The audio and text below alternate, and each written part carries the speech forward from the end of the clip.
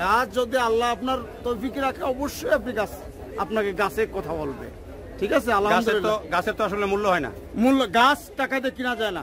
আলহামদুলিল্লাহ, এই গাছ কেনার আগে আমার ফলটা দিয়ে দিচ্ছে। সবাইকে শুভেচ্ছা, আশা করছি ভালো আছেন সবাই। জাতীয় বৃক্ষ মেলা থেকে বলছি।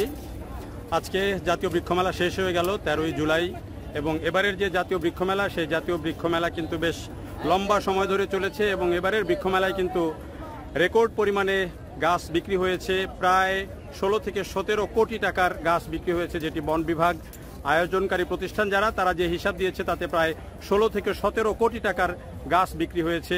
এবারের এই বৃক্ষ মেলায় কিন্তু বিভিন্ন ধরনের গাছের সমারোহ ছিল, এবং এই বৃক্ষমেলা ঈদের আগে শুরু হয়ে ঈদের মধ্যে কিছুটা বিরতি ছিল, তারপরে আবার কিন্তু এই টানা মেলা চলেছে। যদিও মাঝে বৃষ্টি, আন্দোলন এসব কারণে মেলায় নানা রকমের ছন্দপতন হয়েছে। হয়তো প্রতিদিন যারা মেলা দেখতে আসেন বা গাছ কিনতে আসেন তারা প্রতিদিন হয়তো সমানভাবে আসতে পারেননি, কিন্তু শেষ দিকে এসে কয়েকদিনে কিন্তু একেবারে ক্রেতা দর্শনার্থী তাদের একেবারে পদভারে কিন্তু মুখরিত হয়ে গেছে মেলা। এবং শেষ দিনে আজকে যেটি দেখছি প্রচুর পরিমাণে গাছ বিক্রি হয়েছে, এবং যারাই শেষ দিনে এসেছেন তারা প্রচুর পরিমাণে গাছ কিনেছেন এবং তারা গাছ কিনে নিয়ে যাচ্ছেন। কেউ হয়তো ছাদ বাগান করবেন, কেউ বারান্দার জন্য, কেউ ঘরের সৌন্দর্য বর্ধনের জন্য, কেউ আবার হয়তো নিজের এলাকায় গাছ কিনে পাঠাচ্ছেন লাগানোর জন্য। যেহেতু বৃক্ষ মেলায় একই ছাদের একই মাঠের মধ্যে দেশি বিদেশি নানান জাতের গাছ পাওয়া যায়, শত শত প্রজাতির গাছ পাওয়া যায়, ফলে অনেকেই কিন্তু এই সুযোগটা নেন যে বৃক্ষ মেলায় এসে তারা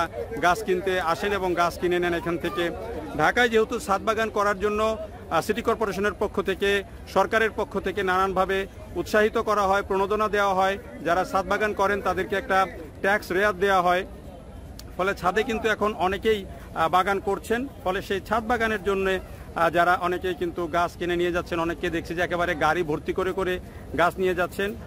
তো এই যে এবারে আমাদের যেই সময়টা গেল হিট ওয়েভের কারণে বা গরমের কারণে যে সময়টা গেল, সেই কারণে কিন্তু এবার মানুষের মধ্যে একটা আলাদা সচেতনতা ছিল যে গাছ লাগাতে হবে, পরিবেশের উন্নয়নের জন্য অবশ্যই গাছ লাগাতে হবে। এবং সেই কারণে আমরা দেখেছি যে এবারে গাছ বিক্রির পরিমাণ কিন্তু অনেক বেশি। যদিও অনেকেই বলতে চান যে বন বিভাগ থেকে যে হিসাব দেওয়া হচ্ছে এত পরিমাণে গাছ আসলে বিক্রি হয় না বা এত টাকার গাছ বিক্রি হয় নাই, কিন্তু তারপরেও যেই পরিমাণে গাছ বিক্রি হচ্ছে, মানুষ যেভাবে গাছ নিচ্ছে সেটি খুবই আশার কথা। এবং এই বৃক্ষমেলা শেষ হয়ে যাবে, কিন্তু বৃক্ষরোপণ অভিযান যেটি সরকারের যে ঘোষিত অভিযান, সেই অভিযানটি নিশ্চয়ই এখনই শেষ হয়ে যাবে না, বা আপনি গাছ লাগানো এখনই শেষ হয়ে যাবে না। আরও 1-2 মাস বৃষ্টি হবে, পানি থাকবে, আবহাওয়া ভালো থাকবে। এই সময়ের মধ্যে যদি আপনারা গাছ রোপণ করেন সেই গাছগুলো বেশি টিকে যাওয়ার সম্ভাবনা অনেক বেশি।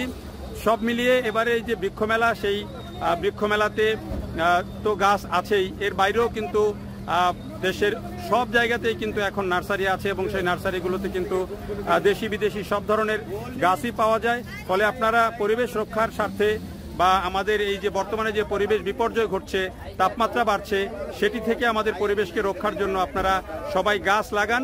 শুধু গাছ লাগানো নয়, গাছের যত্ন করা, এবং একটি গাছ আপনি রোপণ করার পর সেটি যেন ঠিকমতো বেড়ে ওঠে, সেই জায়গাটি, অর্থাৎ আপনি 1টি বা 2টি যাই গাছ লাগান সেটি যেন সঠিক যত্নে বেড়ে ওঠে, সেই দিকটাও নিশ্চিত হওয়া দরকার। তো আপনারা এখনো সময় আছে, আজকের দিনটাই শেষ। বৃক্ষমেলায় এসে গাছ নিতে পারেন, বা যখনই সুযোগ পান অন্য জায়গা থেকে হলেও গাছ কিনে গাছ রোপণ করুন। আসুন আমরা সবাই গাছ লাগাই, গাছের যত্ন করি এবং আমাদের পরিবেশের যত্ন করি। দেখার জন্য সবাইকে অনেক ধন্যবাদ।